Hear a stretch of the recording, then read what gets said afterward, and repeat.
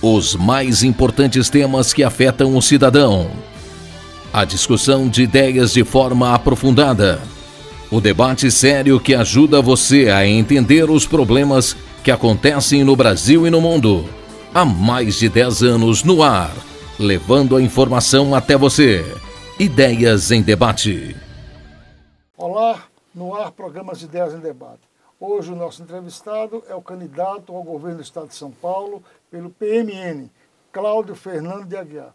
Cláudio Fernando é administrador, ele é pós-graduado em economia, professor universitário e foi secretário de Portos e Aeroportos e Desenvolvimento Econômico em Guarujá.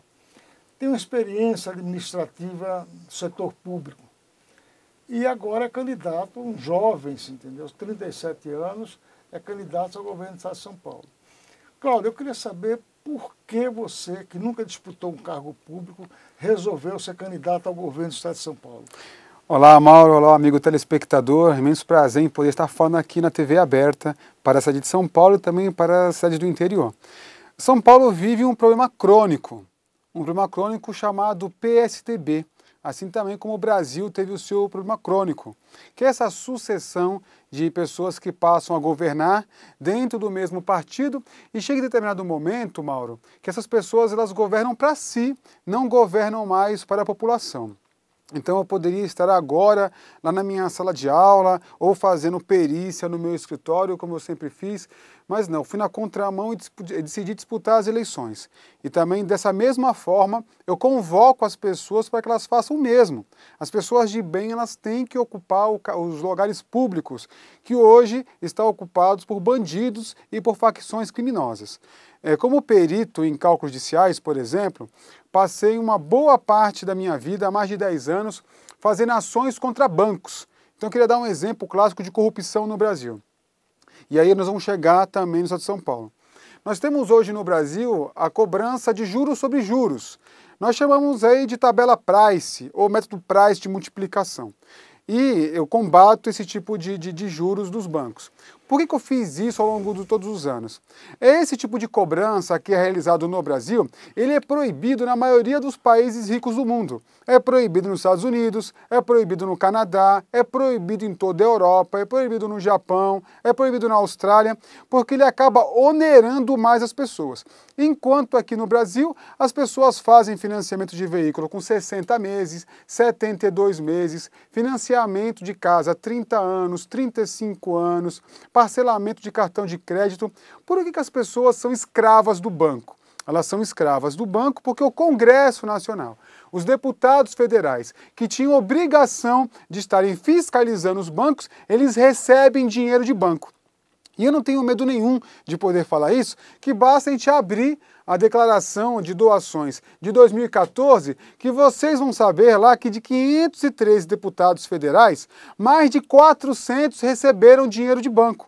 E a mesma coisa, trazendo isso para São Paulo, a mesma coisa a população de São Paulo vem vivendo. Nós temos aí hoje a corrupção da Dersa. Aquela corrupção que a Dersa participou de milhões e milhões de reais, como a corrupção na merenda, a corrupção no metrô. Todas essas corrupções são todos frutos de utilização de mau uso do dinheiro público. E eu nem gosto de falar dinheiro público, eu falo dinheiro do pagador de impostos. Então o pagador de impostos faz o seu pagamento e esses partidos políticos, de forma geral, o PSDB, que está aqui em São Paulo há mais de 24 anos, faz mau uso desse dinheiro. E aí esse mau uso desse dinheiro acaba escravizando as pessoas, porque elas têm que trabalhar para poder manter hoje aí mais de 25 mil cargos comissionados dentro do governo, para poder fazer esses approaches, como foi feito agora o Dória, que se juntou com partidos, que os mesmos partidos que se juntou lá o Geraldo Alckmin, que estes partidos, se vocês pegarem as pessoas que estão nesses partidos, elas são investigadas pela Lava Jato. Se você somar o tempo de cadeia que cada uma dessas denúncias que foram feitas pelo Ministério Público, pela Polícia Federal, que foi atribuído a elas, a soma do tempo de cadeia deles é superior ao tempo de existência do Brasil, do descobrimento do Brasil. Então você vai ter um Estado pesado, do qual nós temos que pagar impostos, do qual o empresário não aguenta estar aqui pagando esses impostos, eles acabam se refugiando para outros estados, para o sul de Minas, por exemplo, e aí eles acabam favorecendo os bancos, que acabam aqui cobrando juros sobre juros, e hoje qual é a realidade do Brasil e qual é a realidade, Mauro, do Estado de São Paulo? Nós estamos entre os 8 países que mais cobram impostos e somos os últimos a devolver. E aí, onde é que sobra espaço? Sobra espaço para criminalidade, que hoje é difícil você sair na rua com o telefone na mão. Sobra espaço para esse tipo de educação que é ofertado aos nossos filhos, né, com a promoção automática, de forma que acaba não educando ninguém, a ausência da cultura no Estado, a ausência do esporte no Estado. Então eu estava lá em casa e eu pensei, não, eu vou lá discutir, vou pegar o meu know-how econômico, vou pegar o meu know-how que eu apliquei aqui como secretário de Portos, Aeroportos, Desenvolvimento Econômico, diretor de Ciência e Tecnologia, empresário do ramo de perícias contra banco, e vou fazer a minha contribuição ao Estado de São Paulo. Mas sua contribuição aqui, professor Cláudio, sua contribuição ao Estado de São Paulo, eu quero pontuar 2 questões que o senhor abordou agora. Segurança e educação. Qual seria a sua contribuição para a segurança do Estado de São Paulo? E na mesma pergunta eu quero saber, qual seria a sua contribuição para a educação? O nosso telespectador que está aí gostaria de saber qual é o seu projeto especificamente nesses 2 pontos. Projeto, nós temos que acabar, primeiro ponto, nós temos que acabar com essas farras, as colocações políticas e dessa forma acabar com esse monte de cargo de penduricalhos para demais partidos envolvidos com corrupção, para que sobre recurso. Acabar com a corrupção em São Paulo, uma vez que o investigador ele não consegue ser investigado porque hoje a Assembleia Legislativa protege o governador. Pegar esse recurso, todo esse recurso, e investir sim, de forma direta na segurança. Armar de forma melhor os policiais militares que hoje estão utilizando uma .40 contra um bandido que usa um fuzil 762. Um 762 ele vara no mínimo 5 carros um atrás do outro. Então, enquanto um tiro de 762 faz um buraquinho desse tamanho na frente e um buracão desse tamanho atrás, a .40 tem a função de fazer com que o bandido caia no chão, lógico. Ele vai sentir muita dor, só que o poder de fogo entre eles é muito menor da polícia do que do bandido. Então, na sua opinião, você acha o seguinte, que a polícia tem que estar bem mais armada para enfrentar o bandido ou para matar o bandido? A polícia ela tem que estar melhor armada, a polícia tem que estar melhor remunerada e a polícia tem que estar melhor motivada. Porque hoje no Estado de São Paulo o que acontece? Quando nós temos uma ocorrência em determinado ponto, em determinada situação, não são todos, mas tem policial militar que ele liga o giroflex e anda na direção contrária. Não tem motivação porque não tem arma de fogo para poder combater o bandido. Como é que você vai pegar um bandido, por exemplo, que está assaltando um banco e estourando um carro forte? Até mesmo um trombadinha que anda, por exemplo, com a mão debaixo da cintura, fazendo a menção de que está armado, roubando as pessoas na rua. A polícia tem que combater. O fio de tudo isso seria você ter dado educação lá atrás, há 20 anos atrás. O Japão investiu altamente pesado na educação para que hoje pudesse ter um desenvolvimento melhor. Hoje nós temos 2 problemas. A falta de educação, que eu vou falar a minha proposta, e a falta de segurança de uma polícia mal remunerada, mal motivada e mal armada. Então a gente não pode aqui ficar fazendo a política do Bolsonaro, dizendo que temos que matar, ou dizendo que se eu der simplesmente uma arma de fogo na mão do cidadão, o cidadão vai estar melhor. Não é possível que o cidadão vai querer pagar 38,5% de impostos para ter que fazer a sua própria segurança. Por outro lado, a gente não pode também ter uma tropa da polícia na rua, do qual não tem autonomia para poder reagir ao bandido, do qual não tem uma arma de fogo condizente com a arma de fogo do bandido, do qual receba pouco para poder combater o crime. Já pensou você sair de manhã para poder proteger a vida das pessoas, colocando a sua vida em risco e você não recebeu o suficiente para isso? O Estado de São Paulo, dos 27 estados da federação, nós estamos entre as 5 polícias que pior paga para o policial militar. E aí, indo nesse pensamento, na pergunta do senhor, fazendo ainda uma solução para daqui a 20 anos, seria um investimento na educação. Educação essa que está sangrando com esse projeto que foi implantado pelo PSDB da promoção automática, porque eles falam educação continuada, só que eles não aplicam a educação continuada. Na educação continuada, o aluno foi bem em matemática, mas ele não foi bem em português, no ano seguinte ele tem que fazer um reforço da matéria que ele não foi bem. No entanto, não, no estado de São Paulo, o que eles têm realizado? Eles têm aprovado o aluno simplesmente com o número de frequência que o aluno possui. E também pagando mal. Em que país sério um professor ganha menos do que um assessor parlamentar? Como é que nós teremos um país sério se nós temos todos os recursos voltados para os conchavos políticos? Todos os recursos voltados para as secretarias de parcerias políticas. E dessa forma você não vai conseguir nunca construir um estado melhor e você nunca vai conseguir construir um país melhor. Enquanto tem muita gente discutindo se tem que ser vermelho ou se tem que ser azul, nós estamos discutindo que nós temos que ser o ideal. O que a população precisa? Ô, professor Cláudio, vamos fazer um rápido intervalo, desculpa eu interromper, e eu gostaria que quando a gente voltar o senhor coloque o que é o ideal realmente para administrar o estado de São Paulo. Voltamos já. Em busca de um novo emprego e do resgate da cidadania, já nas primeiras horas de uma manhã fria e chuvosa, milhares de trabalhadores esperançosos formavam longas filas. Os mutirões de emprego realizados pelo Sindicato dos Comerciários de São Paulo e pela União Geral dos Trabalhadores, UGT, receberam mais de 10 mil trabalhadores. Graças a essas ações, surge uma nova esperança, uma nova oportunidade para milhares de trabalhadores paulistanos. A Vaga Social, uma ação do sindicato junto às empresas de São Paulo, já vem apoiando o trabalhador na busca de uma recolocação no mercado de trabalho. E agora, com ainda mais vigor, visto que o país está com mais de 13 milhões de desempregados. Estamos beirando o caos social, pois sabemos que o maior patrimônio do trabalhador é o seu emprego. É o emprego que gera autoconfiança no cidadão e traz dignidade e sonhos de tempos melhores. Nos 2 mutirões realizados pelo sindicato e a UGT, foram oferecidos 5.800 vagas em diversos segmentos de trabalho, recolocando sonhos nos trabalhadores e alento para as famílias que conseguiram um novo emprego. O Sindicato dos Comerciários de São Paulo e a UGT estão dia a dia ao lado do trabalhador, lutando com ele para conquistar a justiça social tão sonhada em nosso país.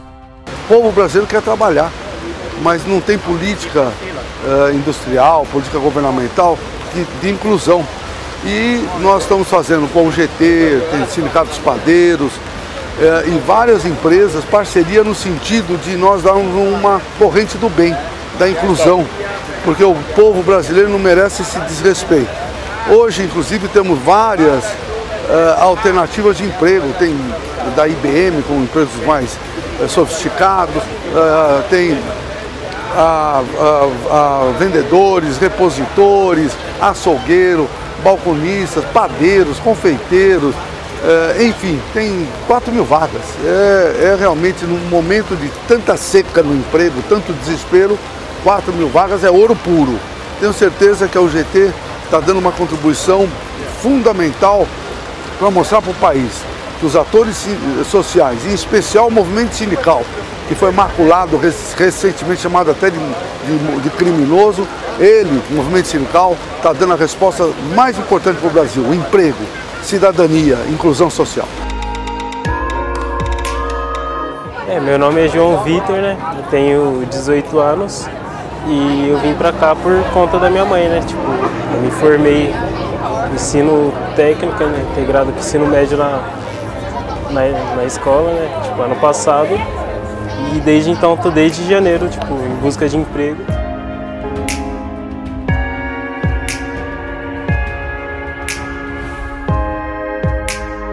Meu nome é Flaviana, eu descobri o feirão por um post que eu recebi pelo WhatsApp e eu tô aqui desde 00:30. Chegamos aqui do domingo para segunda. Eu sou casada, eu tenho marido, tenho 2 filhos, uma filha casada e o meu menino de 15 anos, meu marido e meu filho ficaram em casa.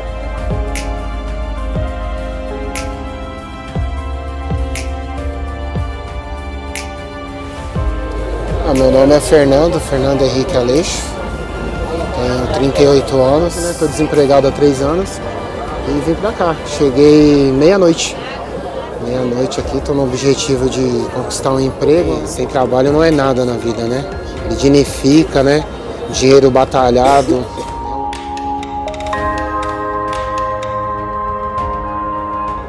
Eu me chamo Helder Andrade, eu tenho 27 anos, eu sou natural lá de Recife, Pernambuco.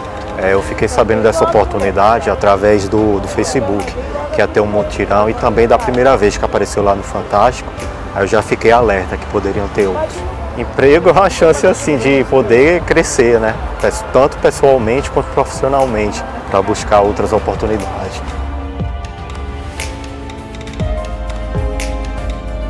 Essa oportunidade de emprego foi muito boa porque eu estou entrando em uma empresa que eu não esperava pelo nível, né, da empresa. Estou entrando como cozinheiro e estou satisfeito com o trabalho de vocês. Isso para mim foi muito bom. Então o emprego para qualquer classe social ele é mais do que importante na vida de qualquer ser humano. Meu nome é Luana Áurea Pita de Lima, eu tenho 18 anos e a importância de arrumar um emprego nesse mutirão é muito bom. Arrumar o primeiro emprego, tô animada. Essa semana mesmo eu já começo, então dá um ânimo a mais na vida da pessoa. Não desistam porque realmente o sindicato está ajudando e é uma ótima oportunidade. Leonardo, tudo bem?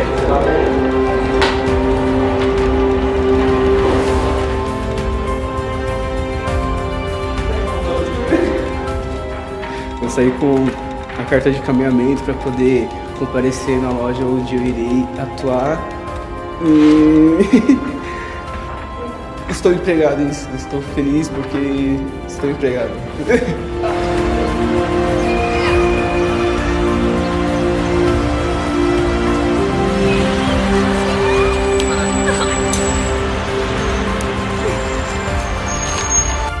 UGT, Sindicalismo Cidadão, Ético e Inovador. Estamos de volta com o programa Ideias em Debate. Hoje o nosso entrevistado é o professor Cláudio Fernando de Aguiar. O Cláudio é candidato ao governo do estado pelo PMN. Ele já foi secretário dos Portos e Aeroportos de Desenvolvimento Econômico do Guarujá, é professor universitário, é pós-graduado em Economia e está aqui falando da sua proposta para o governo do estado de São Paulo. O que é que ele pretende fazer caso seja eleito governador?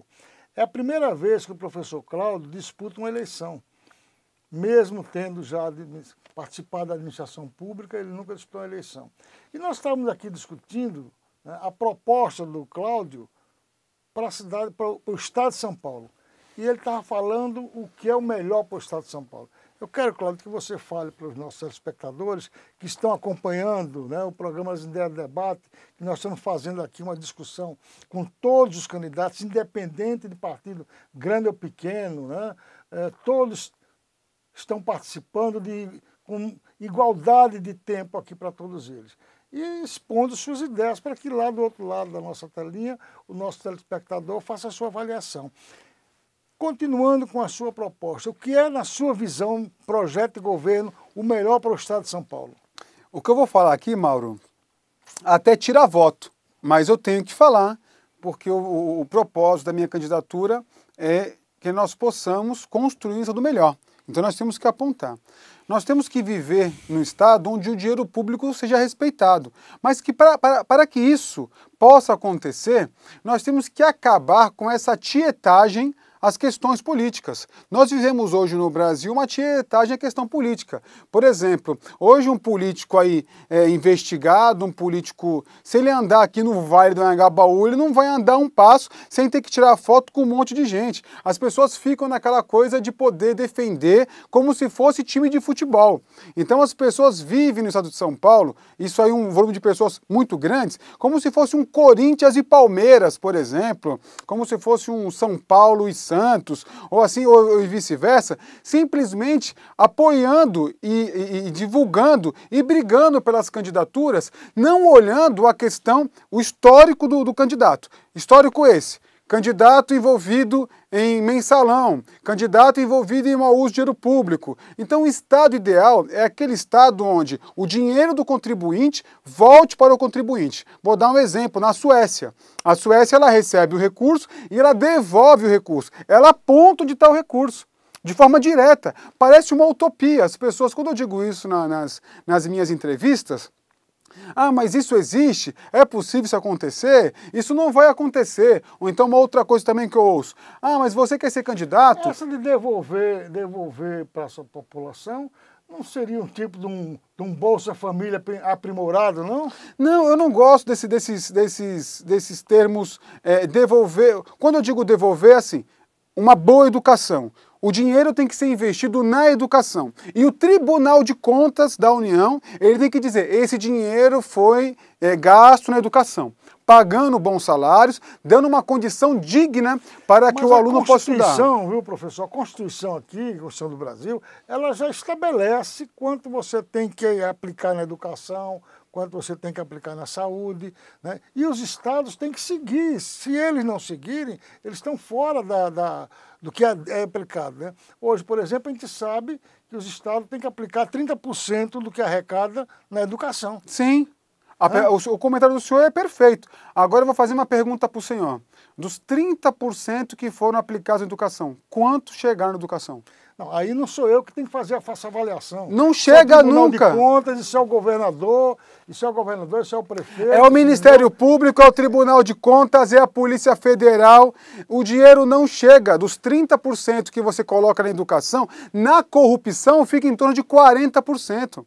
O que as pessoas pagam de impostos, elas não chegam. Pelo contrário, eu acho até que nós chegando, o Estado chegando. Você tem algum caso concreto, por exemplo, que 30% destinado à educação não chegou e foi para a corrupção? A Dersa agora acabou de sofrer agora uma investigação apontando 10 milhões de... Mas a questão da Dersa não era dinheiro voltado para a educação. A mas o dinheiro da Dersa é um dinheiro da administração. Eu estou falando especificamente os 30% destinados à educação, que o senhor fala que desses 30%, 40% foram para a corrupção. A corrupção da merenda. Quando eu falo da Dersa, a Dersa utiliza dinheiro público. Aquele dinheiro não é dinheiro, não tem um mimeógrafo lá que as pessoas fabricam dinheiro, ninguém doa aquele dinheiro. Aquele dinheiro está lá como poderia estar em qualquer outro local. Mas, por exemplo, a corrupção da merenda em São Paulo, que os deputados estaduais não permitiram a investigação. O senhor tem alguma dúvida que o dinheiro foi mal utilizado? Agora, olha só como é descabido. O Tribunal de Contas aponta que existe irregularidade, mas para poder investigar o governador, é necessário que os deputados estaduais que ocupam cargo no governo aprovem que isso aconteça. Mas aí teria que mudar a Constituição Estadual. Isso faz parte da Constituição Estadual. Se diz na Constituição Estadual que o procedimento é esse, teria que ser mudado esse procedimento, né? Eu vou para uma forma mais fácil, porque a Constituição ela foi feita por políticos esses que estão aí, fazendo o que foi feito no país ao longo dos anos. Se fosse bom, nós não seríamos o último a devolver os recursos em educação, em saúde, em saneamento. Quem tem que fazer a diferença disso, por isso que eu digo que o meu discurso muitas vezes ele perde voto, é a população que não tem que reeleger nenhum desses deputados estaduais que não permitiram de forma alguma a investigação do governador, como também aconteceu lá em Brasília na investigação do senhor Michel Temer, e assim sucessivamente. Nós que temos que aprender a votar. Eu não posso esperar que o político que fez mau uso do dinheiro... O seu partido não faz parte da base do governo Michel Temer? Lógico que não. Não? Não faz parte, nunca fez parte do governo Michel Temer, nunca fez parte do governo da dona Dilma Rousseff, nunca fez parte do governo do senhor Lula. Agora sim, independente das participações, eu venho trazer, junto com o PMN, uma proposta de desenvolvimento ao governo do estado de São Paulo. bem como uma proposta de desenvolvimento ao governo federal de forma geral do partido. Porque senão, se a gente ficar nessa discussão do vermelho, do rosa, do azul, do pink, do bege, nós vamos fazer com que o Dória seja governador de São Paulo, a gente vai fazer com que o Paulo Scaff seja governador de São Paulo, a gente vai fazer com que o Márcio França seja governador de São Paulo, e eles estão aí há quanto tempo fazendo a mesma coisa? Eu represento, dentro da minha candidatura, a voz popular, porque eu sou professor universitário e saí do meu trabalho, inclusive hoje à noite, às 19 horas, estarei lá lecionando, uma universidade particular do qual não tenho que me afastar. Então estou dando aula à noite e faço política de forma de manhã, apresentando as minhas propostas. Não é possível que nós vamos esperar que os deputados federais e os deputados estaduais envolvidos em corrupção, fazendo a proteção do governador e do presidente, realizem as reformas que nós estamos desejando. Eles não vão fazer.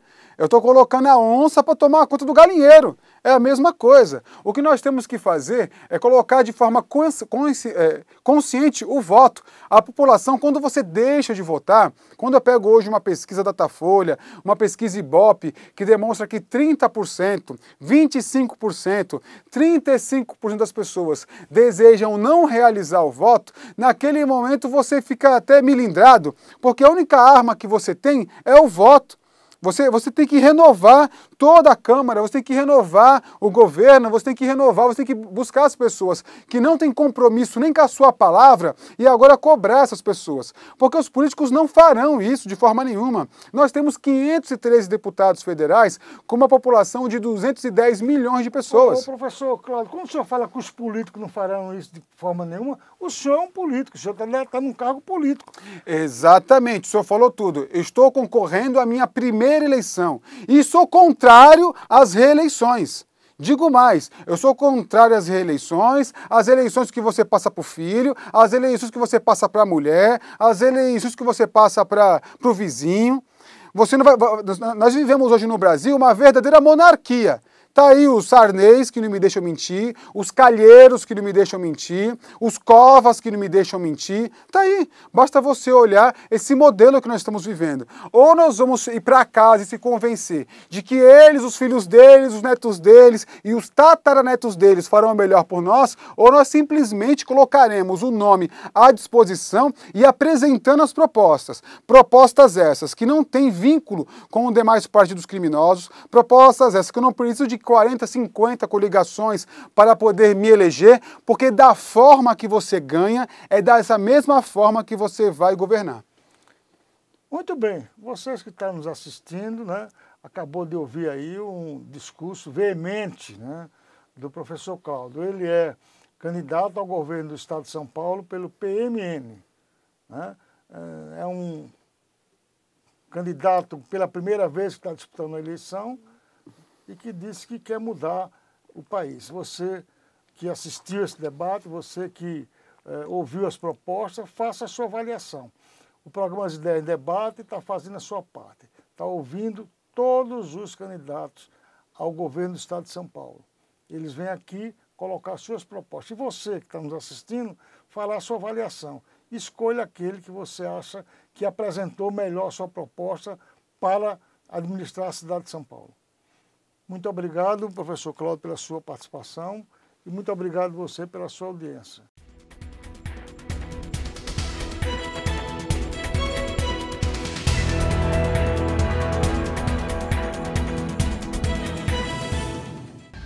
Os mais importantes temas que afetam o cidadão. A discussão de ideias de forma aprofundada. O debate sério que ajuda você a entender os problemas que acontecem no Brasil e no mundo.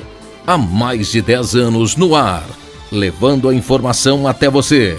Ideias em Debate.